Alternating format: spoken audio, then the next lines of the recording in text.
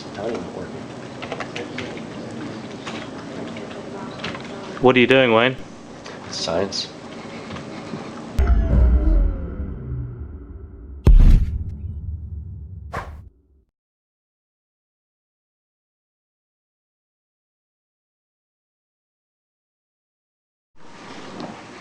Okay, so these are the second year labs. Students learn quite a lot of different theory in their lectures, and they can come into the labs and they can actually apply it to experiments and learn the practical skills they need to actually carry out an experiment. So the majority of the experiments in here are things like optics, things to do with quantum mechanics, microwaves, and semiconductor experiments as well. Okay, so we've got the dark room through here with some of the experiments we do. These are mainly optical experiments, so there's quite a few things with lenses in here.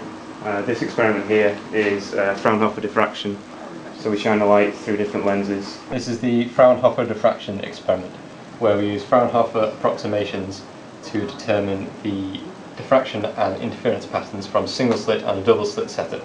So here we have a single slit, and here a slit which can be single or double depending on how you set it. And the idea is that we send the light through along the optical axis, and here we can observe the patterns. Using this micrometer, we can adjust a crosshair and accurately measure how far away the fringes are from each other. So what do you actually see? For the double slit, we see both the single slit and double slit interference and diffraction together. So we have a central bright fringe and then multiple dimmer fringes going out. And what's this light box with flashy lights on? Right. This is supposed to be a power supply delivering a constant current to the LEDs, but as you can see, it's nowhere near constant, and we have no idea what it means or any idea how to change anything on it. And there's other experiments like this one here, which is the Zeeman effect in cadmium. So you apply a magnetic field with these magnets here to cadmium in this bulb. We are doing the Zeeman effect with cadmium, and the Zeeman effect is basically the splitting of spectral lines underneath a magnetic field. And that's it. And what's all this equipment up here? So this is an interferometer, which is basically where the rays get passed to this echelon here, which has half silvered mirrors, so some of it's reflected back and some of it's transmitted.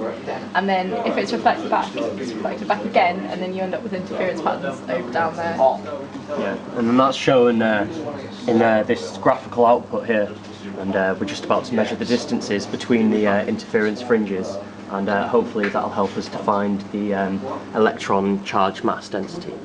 Charge mass ratio. That's the one. Okay, so in total there are 15 weeks of practicals. First 10 weeks you spend 1 week per practical, and then in the second 5 weeks you spend a bit longer on each one. It's usually about 2 weeks per practical. So some of the practical experiments in this room. This one here is a single photon effect in, again it involves Fraunhofer diffraction and single slits and double slits. You're on 8.4? Yeah. 56. Try to make the scripts better. This experiment here is more of an electronics experiment. It's the operational amplifier, so it involves transistors and various circuits. Alright, so this is the operational amplifier experiment. Can you tell me something about this experiment? Yeah, this is using amplifiers, and you can look at the effects that the amplifiers have in various circuit arrangements.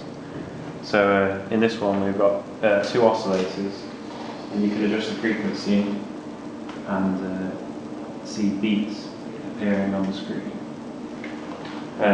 But they're also useful in various industrial applications like in sound desks, and anything really when you've got an analog signal and you want to modulate it or adjust it in some way, you can use it to differentiate or integrate signals.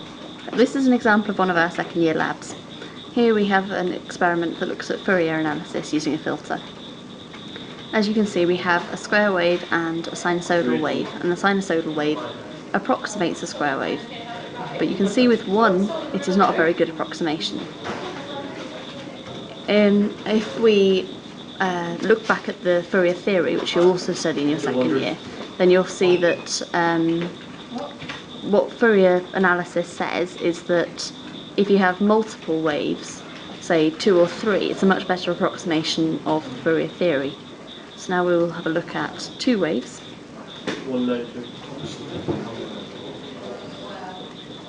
And if we just change the size of this on the oscilloscope, you can see that it's much closer to the square wave approximation. So this is an example of one of our second year labs.